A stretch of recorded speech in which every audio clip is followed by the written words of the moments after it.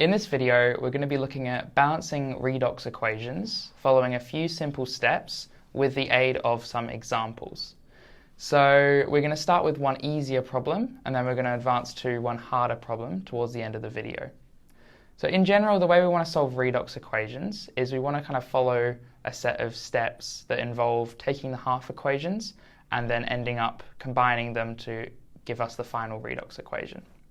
So what we want to do is, assuming the reaction occurs in solution, we want to write out the half equations for what is getting oxidized and what's getting reduced.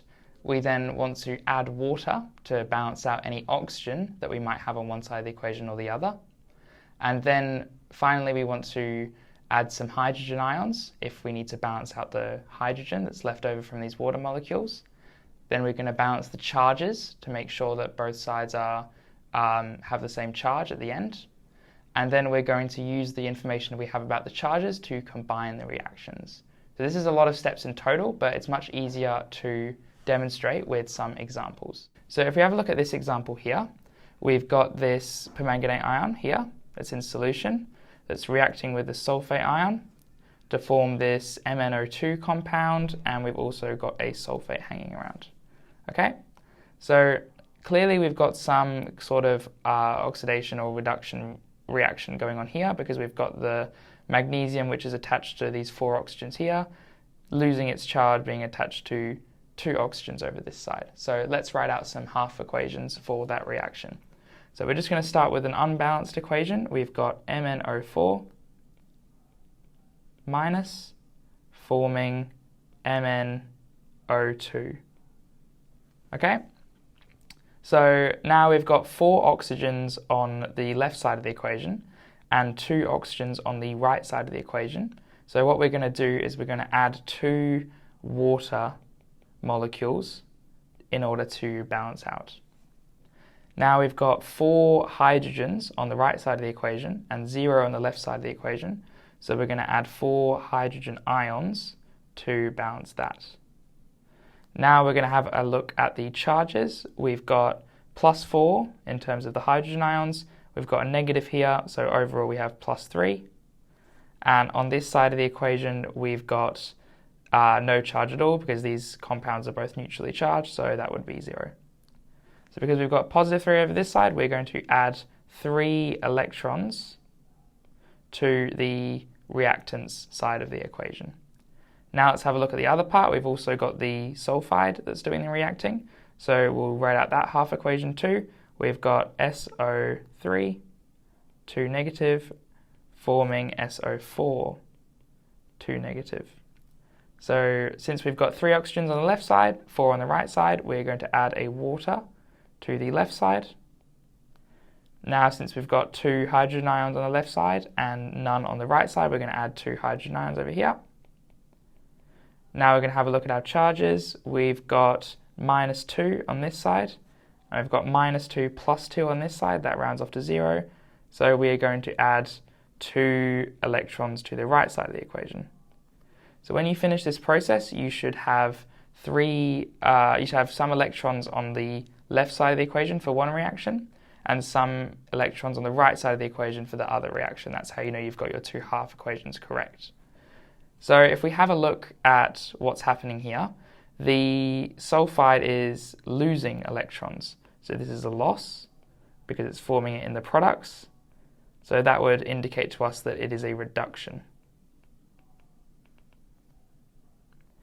On the other side of the equation, we've got a gain of electrons. So this is going to be an oxidation. So now we're going to combine our equation. We have got 3 electrons over here, and we have got 2 electrons over here. So what we're going to need to do is multiply this equation over here by 2, and multiply this equation by 3, and then add them up. So if we do that, we're going to get a very long equation, but our electrons are going to disappear. So we'll have, if we double everything over on the left-hand side, we'll end up with 8H plus 2 MnO4 minus. That's for the first half equation. if we triple what's on the left side of the equation for the second half equation, we'll end up with 3 water and 3 sulfide. That's all we've got for there. And then they are all forming, I'm going to write this on the second line, 2 of what's over here, which is going to be 2 MnO2 plus 4 H2O. And then we've got 3 times what's on the bottom of the right side of the equation, which will be 3 SO4 2 minus plus 6 H plus, and the electrons balance out on their own.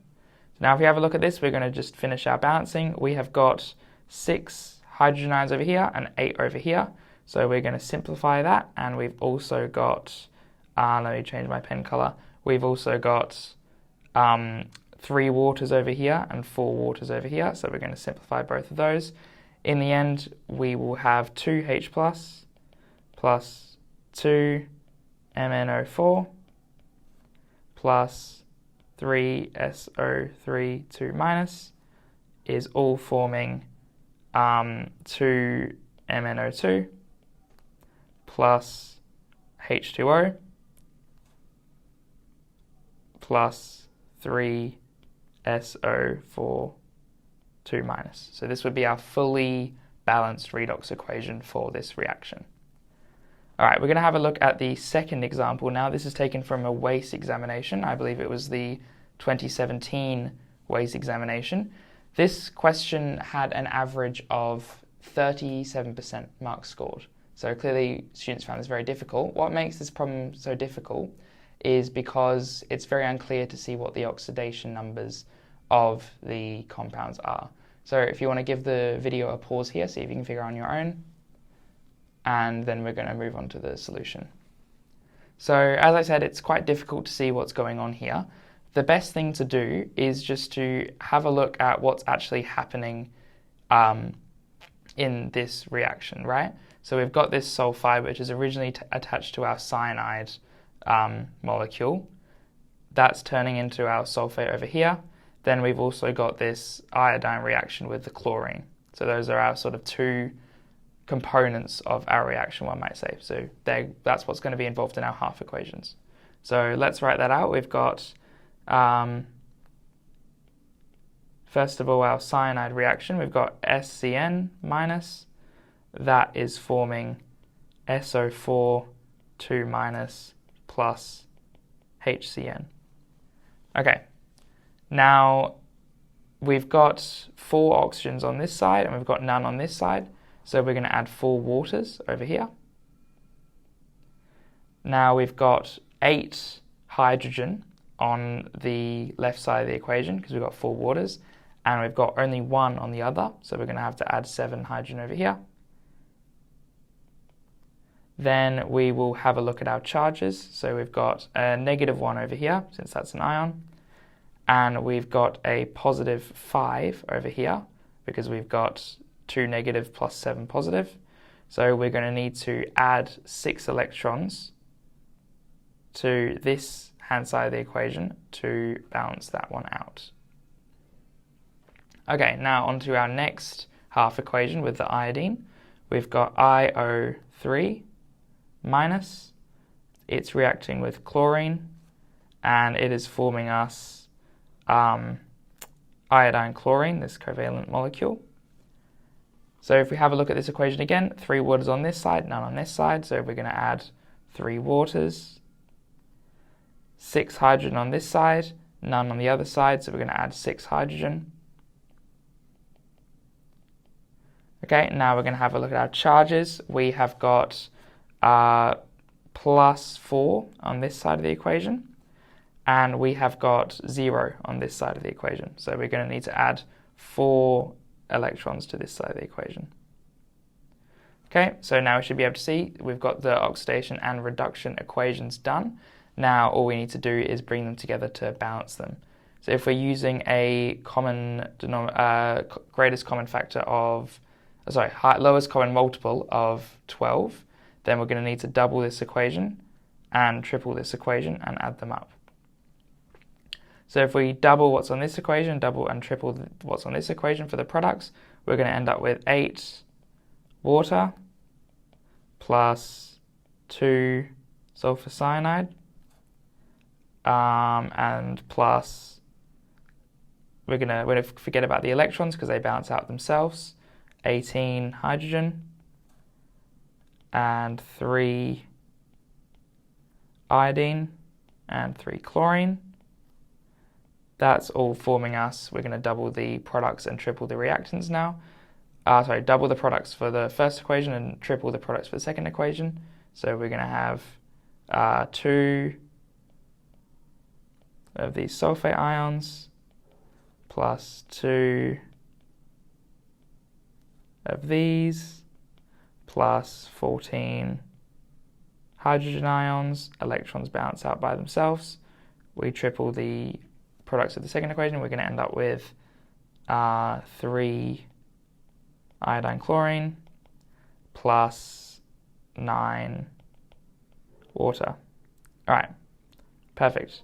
So now all we need to do is we need to simplify. So we've got these 9 water over here, 8 water over here. That's going to simplify. We've got 14 hydrogen over here and 18 hydrogen over here, so that's going to simplify as well.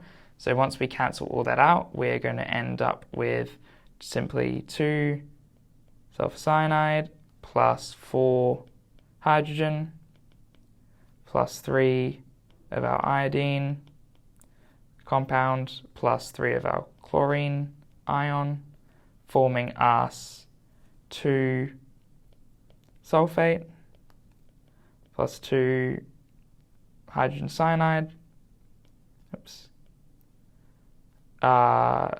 plus 3 of our iodine chlorine compound plus 1 water, which is the solution, the overall redox equation for this problem. So I hope this video has clarified how we can solve redox equations using this balancing technique. And these questions are quite tricky. They do come up quite frequently in the WACE exam, so it's important that we practice them a lot so that we can get them right in general. Thank you for watching. My name is Henry, part of a team at Elucidate, a non-profit organisation that helps young people succeed at school. If you would like to see more chemistry videos, click up here. If you would like to learn more about us or support us, click down here.